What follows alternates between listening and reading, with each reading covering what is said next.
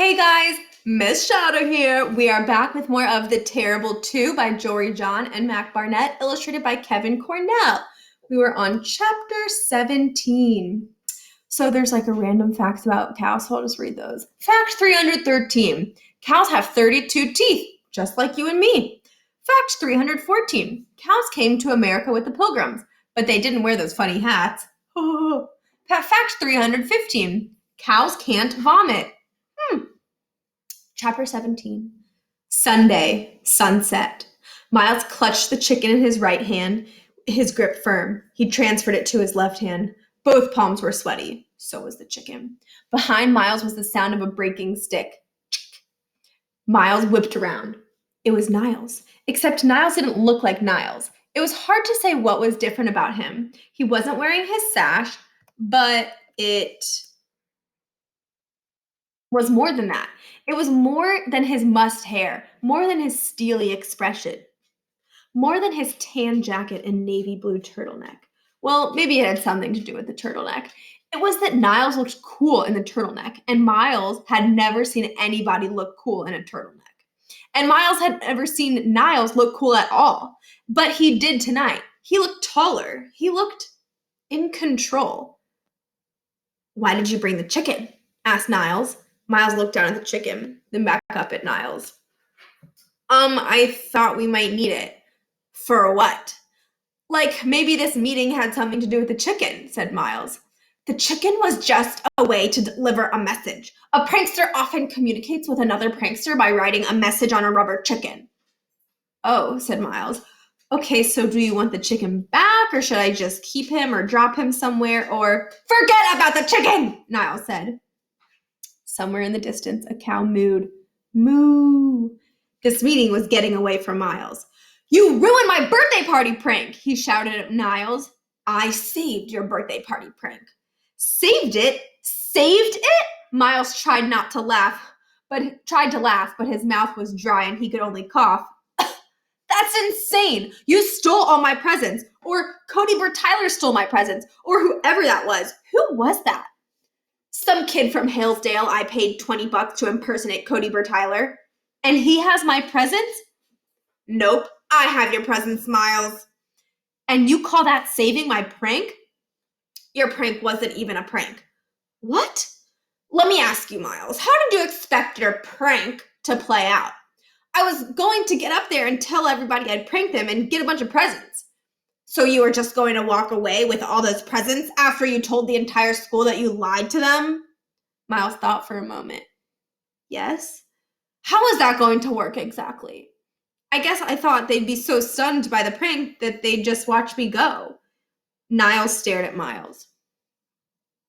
"All right, I see your point," Miles said, "but it still would have made my name. I would have pranked the entire school in one go. Everybody would have known Miles Murphy." "Yeah, Miles Murphy, the liar and thief." "Well, when you put it that way."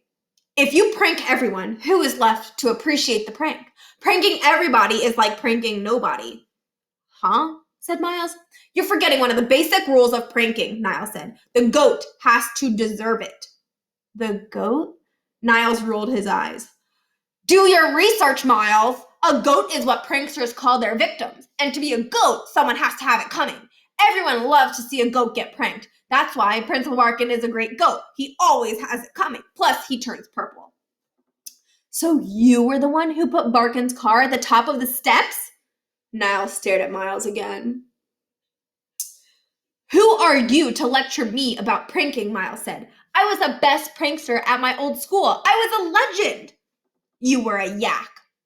"What?" Niles sighed. A yak. A yak is someone who's always bragging about his pranks. A prankster doesn't prank for the fame. A prankster pranks for the prank. Miles tightened his grip around the rubber chicken's neck. "Listen," said Niles. "When people know you're a prankster, they're all watching you. Kids are waiting to see what you do next. Principals are tailing you down the halls. To a real prankster, that's death. The best pranks require a lot of work. They require preparation. To pull truly great pranks, you need to be invisible. The best pranks leave everyone wondering." Niles had a point. If Miles was being honest, his classic Operation Sandy Shorts would have been a much better prank if his homeroom teacher hadn't caught him immediately. And the stuff about goats made sense too. By the time Miles left his old town, Carl and Ben, his closest friends and near constant pranking victims, weren't really taking his calls anymore. But it's so fun taking credit for your pranks, Miles said. Niles smiled. I agree. That's why I sent you the chicken. That's why you're here today. I have a proposal. Miles waited. I'm proposing, said Niles, that we team up.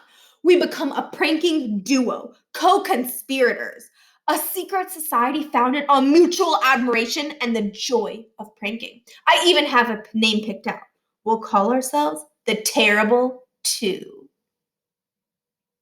Chapter 18. No thanks, said Miles. What? Said Niles. It was the first time he looked uncertain today. I don't want to join your dumb society. But it will be good for you, Miles. I could teach you to avoid suspicion and... You? You could teach me? You think you could teach me? Miles's face was feeling hot. I don't need you to teach me anything. I'm a pranking legend. Oh, I didn't mean to offend you, Niles said. I agree. You have real potential. Potential? Potential?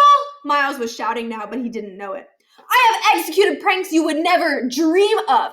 Ever hear of Situation Cold Oatmeal, the great bifocal caper? You're such a pranking expert. Did you in your research ever come across a little prank called Pile of Potato Bugs? I haven't heard of any of those pranks, Niles said. Then maybe you're the one who could learn from me because I invented them.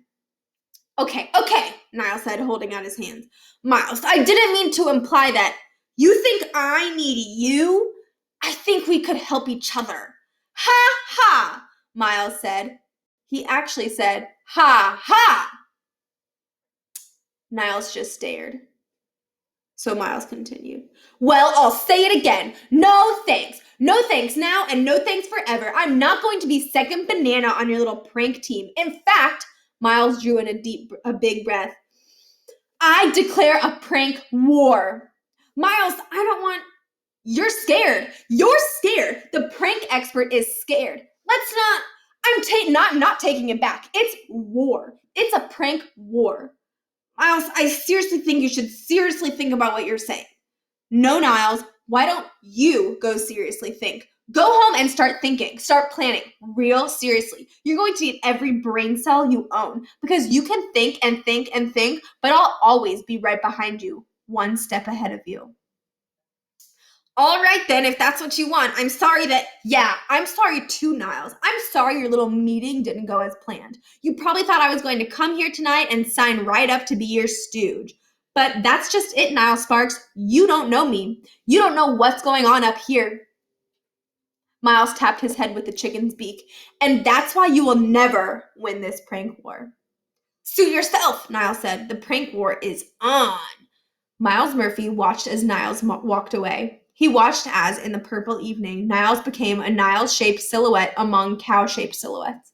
He watched so intently that he didn't notice Josh Barkin coming up behind him until he was already in a headlock. I knew you'd be here, Nimbus, Josh said.